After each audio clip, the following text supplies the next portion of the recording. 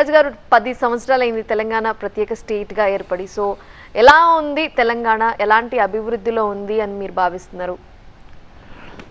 నీలిమ గారు, అంటే మొదటగా ఈరోజు దశాబ్ది ఉత్సవాలు జరుపుకుంటున్న ప్రత్యేక తెలంగాణ రాష్ట్రాన్ని ప్రేమించిన వాళ్ళకి, ఆ రాష్ట్రం కోసం ఉద్యమించిన వాళ్ళకి, అట్లాగే ఆ రాష్ట్ర ఆకాంక్షను వ్యక్తీకరించిన వారికి అందరికీ కూడా టీవీ9 వైపు నుంచి, అట్లాగే వ్యక్తిగతంగా నేను కూడా అందరికీ శుభాకాంక్షలు తెలియజేస్తున్నాను.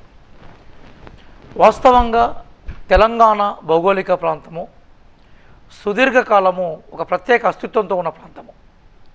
కానీ రకరకాల కారణాల వల్ల తన సొంత అస్తిత్వాన్ని, స్వీయ రాష్ట్ర అభిలాషకి దూరంగా ఉండిపోయింది. కాబట్టి తెలంగాణ భౌగోళిక ప్రాంతం అనేక సందర్భాల్లో తన పోరాటాన్ని ప్రపంచానికి చాటు చెప్పి ప్రత్యేక రాష్ట్రాన్ని సాధించింది. సహజంగా ప్రత్యేక రాష్ట్రం అనగానే మనం ఏం గుర్తుపెట్టుకోవాలంటే, తన స్వ అభిలాషని, అట్లాగే పరిపాలనకి సంబంధించిన ఒక ప్రత్యేకమైన వ్యవస్థని, అట్లాగే ఈ ప్రాంత ప్రజల యొక్క ఆకాంక్షల్ని వ్యక్తీకరించే ప్రాంతంగా మనం గుర్తుపెట్టుకోవాలి. నిజానికి తెలంగాణ రాష్ట్రం ఏర్పడక ముందుకు ఉమ్మడి రాష్ట్రంలో ఉన్నప్పుడు ఈ రాష్ట్రం ఒక ప్రాంతంగా మాత్రమే బయట ప్రపంచానికి తెలుసు. కానీ ఈరోజు తెలంగాణ రాష్ట్రం ఏర్పడిన తర్వాత ఒక ప్రత్యేక రాష్ట్రంగా తన ఉనికిని చాటుకుంది. అయితే గత దశాబ్ద కాలం నుంచి టీఆర్ఎస్ ఎలియాస్ బీఆర్ఎస్ ఏ ఉద్యమ లక్ష్యాల ప్రాతిపదికగా ఉద్యమాన్ని నిర్మించమని చెప్పుకొని అధికారంలోకి వచ్చిందో, ప్రజల వాస్తవ పరిస్థితుల్ని, అలాగే ఉద్యమకారుల ఆకాంక్షల్ని, తెలంగాణ సమాజానికి ఏ అంశాలనైతే పరిచయం చేయాలో వాటికి దూరంగా ఉండిపోయింది.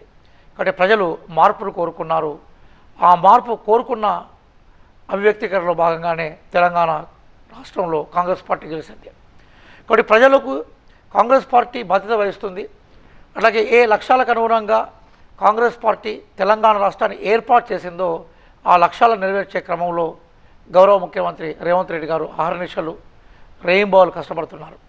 ఈరోజు ఉదయం నుంచి సాయంత్రం దాకా సంతోషాలని వ్యక్తం చేస్తూ ఒక పండుగ వాతావరణంలో తెలంగాణ వేడుకలు నిర్వహించాం. ఈ పండుగ అంటే అంతకుముందు అధికార యంత్రాంగం మొక్కుబడిగా చేసే కార్యక్రమంగా మాత్రమే ఉండేది.